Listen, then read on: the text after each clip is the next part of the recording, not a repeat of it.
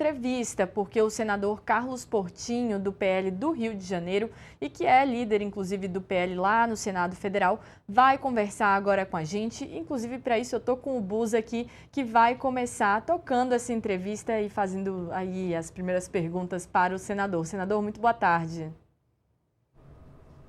Metrópole Bus, a toda a grande audiência do nosso Metrópolis. Líder, boa tarde. Obrigado mais uma vez por estar aqui conosco. Queria começar, na verdade, essa entrevista falando sobre tarifaço. Claro, não podia começar de forma diferente. Como que o senhor está vendo esse movimento dos Estados Unidos? E, claro, isso acontecendo aí na véspera de uma campanha eleitoral.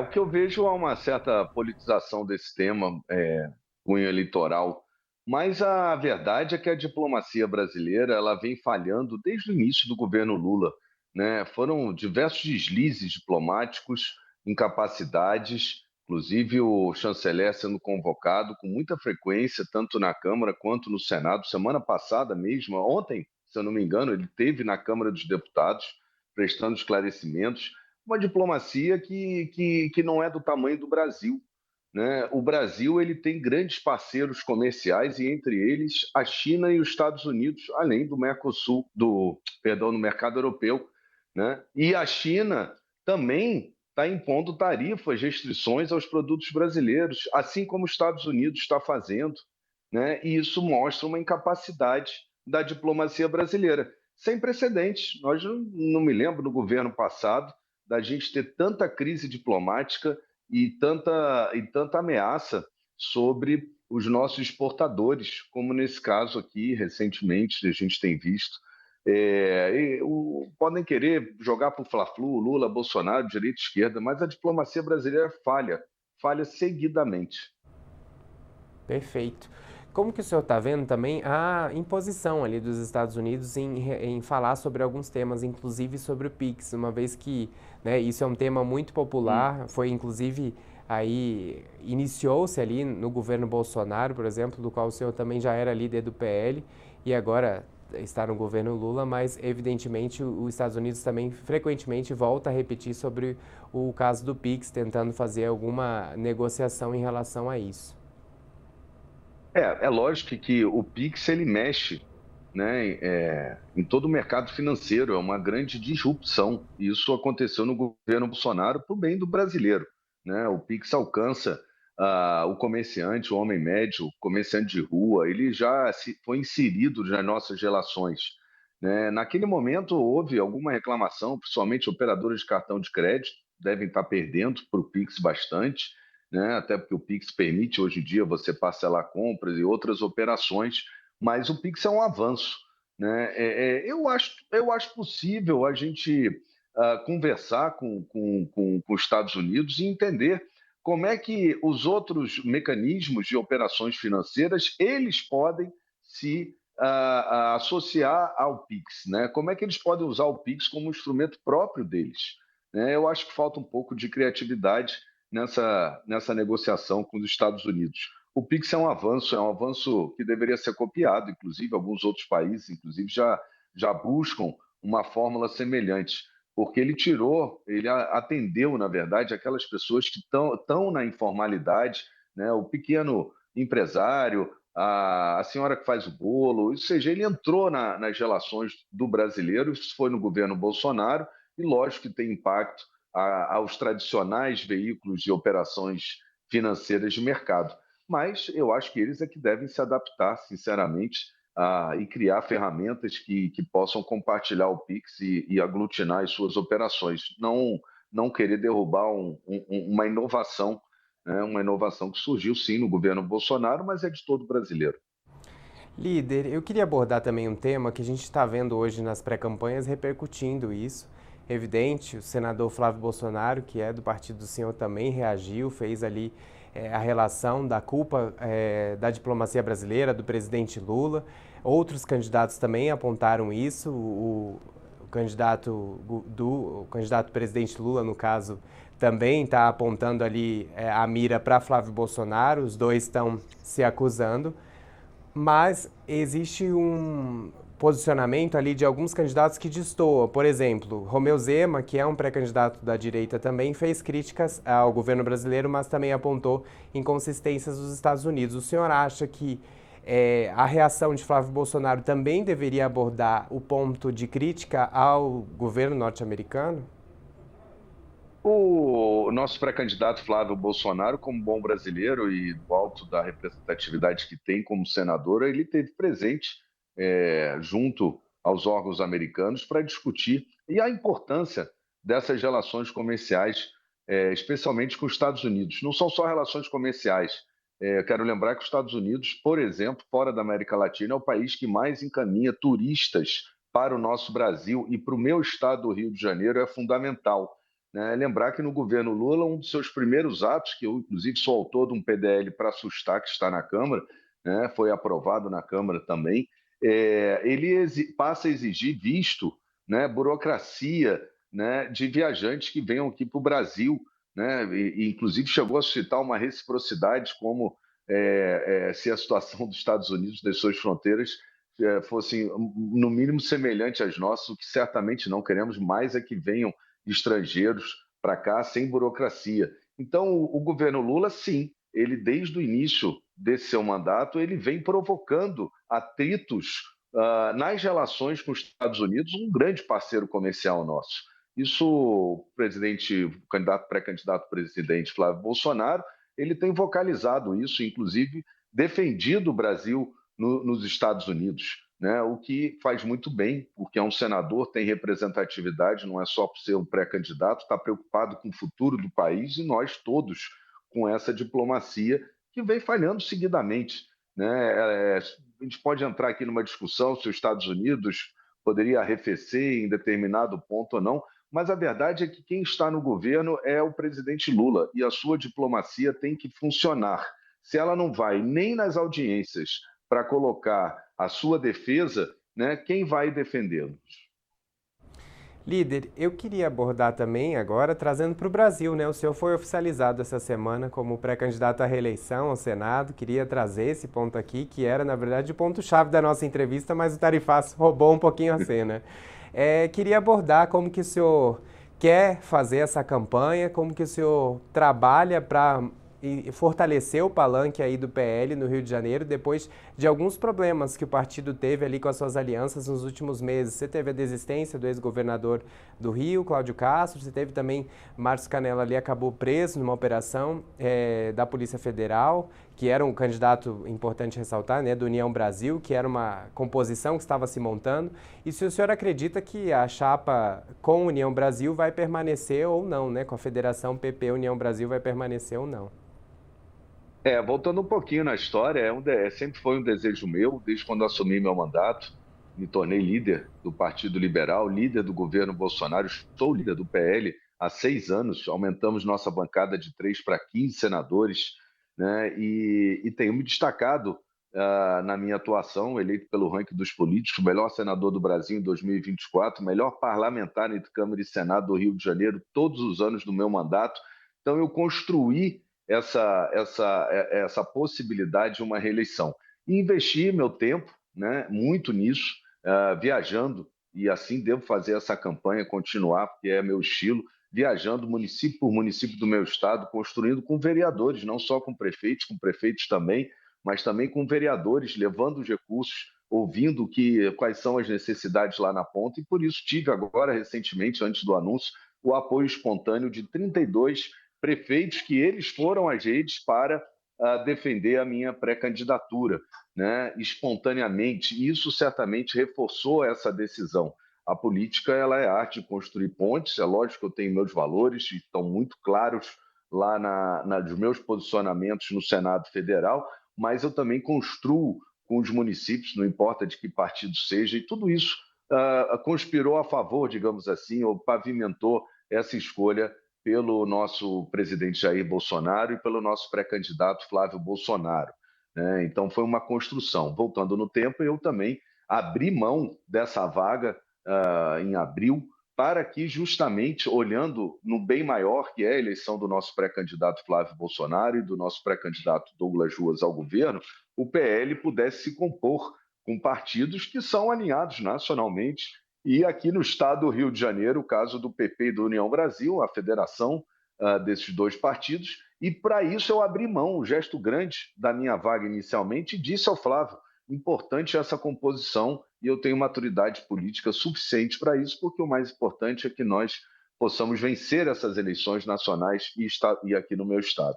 Né? O União Brasil, o PP, fez a indicação, liberdade do PP e do União indicar o seu candidato, né? Mas realmente com a desistência do governador Cláudio Castro, a vaga do PL é a vaga que eu me coloquei novamente à disposição do partido e pude ser o escolhido e com muita felicidade para contribuir na campanha do Flávio e do Douglas Ruas aqui no Rio de Janeiro. A questão do PP e do União Brasil, como foi uma composição, essa vaga naturalmente continua à disposição da federação e estamos aguardando aqui no PL que ela decida como ela pretende prosseguir, mas certamente a nossa composição é muito valiosa, é uma composição de futuro para o país, a gente tem que vencer unido.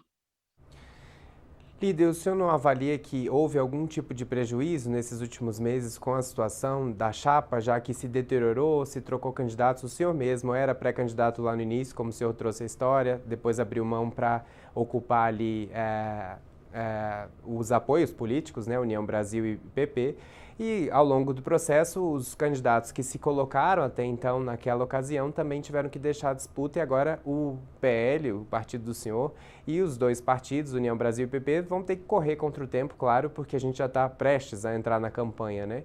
Como que o senhor vê esses solavancos que a pré-campanha sofreu nesses últimos meses?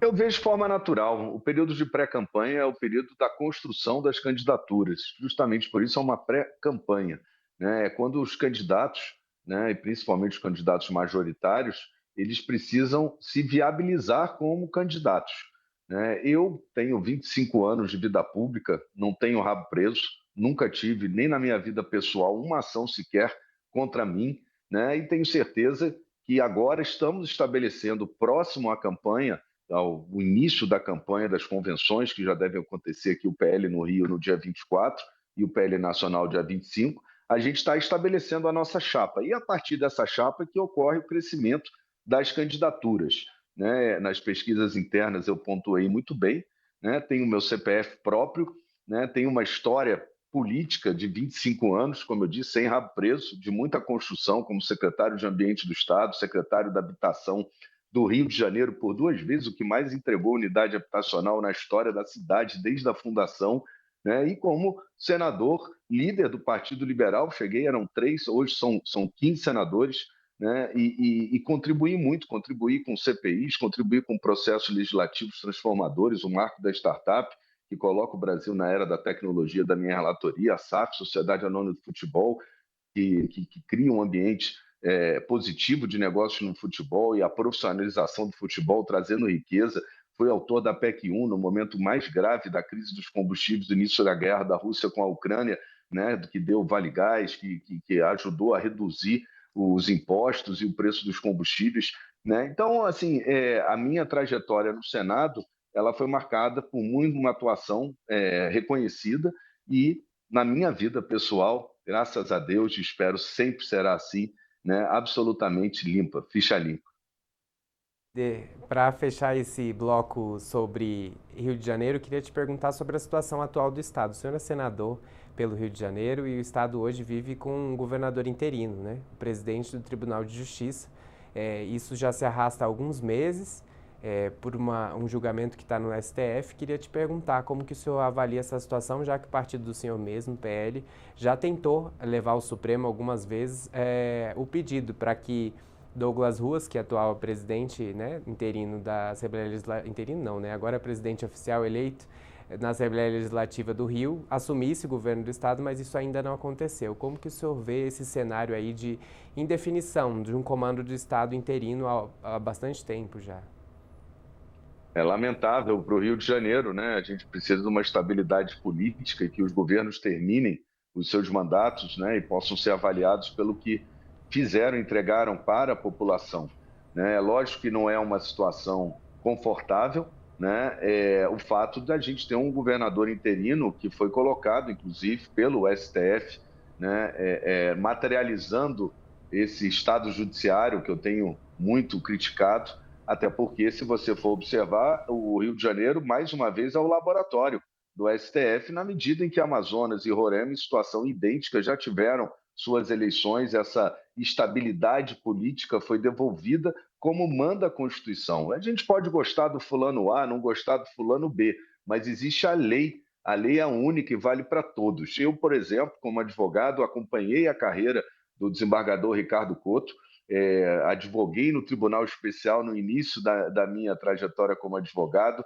onde ele era, inclusive, membro, né? Acompanhei sua ascensão, é uma pessoa digna, correta, e está com uma missão que lhe foi dada pelo STF e que não é legal do ponto de vista formal. Os fins não justificam nunca os meios. E se em Amazonas, se em Roraima, se a lei aqui no Rio exige a eleição indireta, me parece que isso tudo está sendo construído para criar uma instabilidade, né, no momento eleitoral, um aproveitamento político do adversário nosso aqui no estado do Rio de Janeiro, de toda essa história, e não me surpreende que eles vão votar justamente no meio do processo eleitoral, né, e certamente vão determinar a eleição indireta para prejudicar o nosso candidato Douglas Ruas, que vai estar envolvido nas eleições, né, e vai ser aí compelido a assumir no momento inapropriado, né, porque já deveria ter assumido muito antes o governo do Estado. É muito ruim isso, e o Rio de Janeiro, assim como a DPF das favelas, é mais uma vez o laboratório do STF de um governo do Judiciário. Nunca imaginei que chegaríamos a isso. Líder, saindo agora do Rio de Janeiro, falando de campanha nacional novamente, ontem apareceu uma foto do Flávio Bolsonaro com o Sicário, que era ali uma espécie de capanga de Daniel Vorcaro. O pré-candidato e senador se manifestou, disse que tira foto com várias pessoas e que não seria diferente. Ele não conhecia, dizia não conhecer Sicário, e disse inclusive que, como tira foto com várias pessoas, não fica analisando ficha de ninguém antes de fazer a foto. Mas hoje a gente trouxe aqui dentro do Metrópolis, na coluna do Igor Gadelha, que a cúpula do PL já sabia da existência dessa foto e que ela viria, evidentemente, em algum momento à tona. Como é que o senhor vê esse momento ali, mais um momento de fragilidade na pré-campanha com essa divulgação da foto e essa revelação de que a cúpula do PL tinha ciência dessa foto há algum tempo já?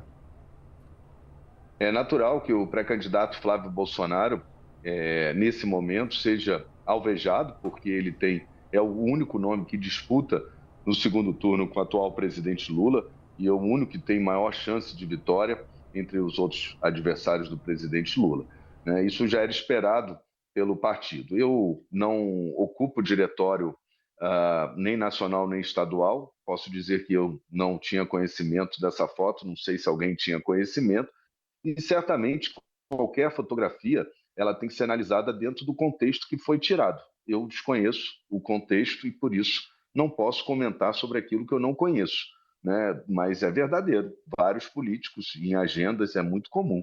Tiramos foto, né, com pessoas que a gente não conhece. Não necessariamente esse é o caso, né? É preciso entender o contexto e realmente eu não conheço esse contexto. Líder, agora em relação a esse episódio, houve também o episódio, por exemplo, do filme, do Dark Horse, isso não causa uma preocupação de queda do apoio da direita não bolsonarista a Flávio Bolsonaro? Porque a pesquisa que foi divulgada ontem pela Quest mostra que houve uma queda, né? Ele passou a ter o apoio de 54% da direita não bolsonarista e antes esse apoio era de 59%, já tinha chegado a 74%, 70%. Existe um receio dessa queda de apoio em relação à direita não bolsonarista? Olha, desde as últimas eleições, essa variação é um pouco para lá, um pouco para cá, e eu acredito que vai continuar assim até o dia das eleições, né? Eu me lembro que na nossa eleição em 2018, eu e o senador Harold, titular da chapa ao Senado, ele era um traço nas eleições. Em agosto, ele tinha 3% em setembro. A pesquisa Pouca de Urna, que é feita por uma determinada emissora ao final, às 18 horas do dia de eleição, dava 3% a ele e nós vencemos. né? O que eu quero dizer com isso é que o eleitor ele entra na campanha, nós políticos, jornalistas, a gente já está nesse ambiente já há algum tempo, né? De véspera de eleição, digamos assim. Mas o eleitor, muitos nem sabem que vão votar em 2 senadores esse ano. Inclusive na rua, muitos me perguntam, mas são 2 senadores, só votam no senhor? Não, são 2 senadores, né? E é natural que, aproximando da campanha, esse voto fique mais maduro. Até lá, a gente vai ver variações e variações nos resultados da pesquisa, de humor também, de acordo com o noticiário, né? Realmente, as ações que está sofrendo o nosso pré-candidato, né, Flávio Bolsonaro, pelo fato de ser o candidato que disputa com o atual presidente do Brasil no segundo turno, elas estão escondendo coisas que são muito mais relevantes do que relações privadas, né? A gente está num país em que o filho do presidente, em tese, está envolvido com o roubo dos velhinhos do INSS, né? A gente teve uma CPI que identificou milhões sendo desviados da Seguridade do Brasil. A gente tem, no caso do Banco Master, né, pessoas da mais alta cúpula do Poder Judiciário, em tese, envolvidas nesse caso do Banco Master.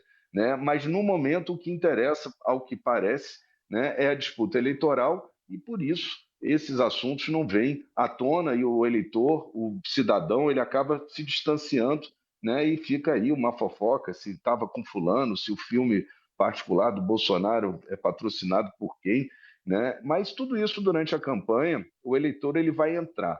E aí sim, né, a partir do dia 15 de agosto, é que a gente vai ter um cenário cada vez mais próximo do que será o resultado das eleições. Existe um voto silencioso em toda eleição, né? Não só para senador, mas também para os outros cargos majoritários, e existe o desconhecimento dos candidatos por parte dos eleitores, que no processo eleitoral ele vai se dissipando, né? Então, muito devagar com a louça e com a dor, ainda falta muito, né? Parece que não, mas falta muito ainda para as eleições, o eleitor já vai se interessar mais, e aí as pesquisas ficam mais acuradas. Líder, queria agradecer ao senhor por participar aqui conosco, responder até temas espinhosos aqui com a gente. Muito obrigado e sorte aí na sua pré-campanha e futuramente na campanha também na corrida ao Senado.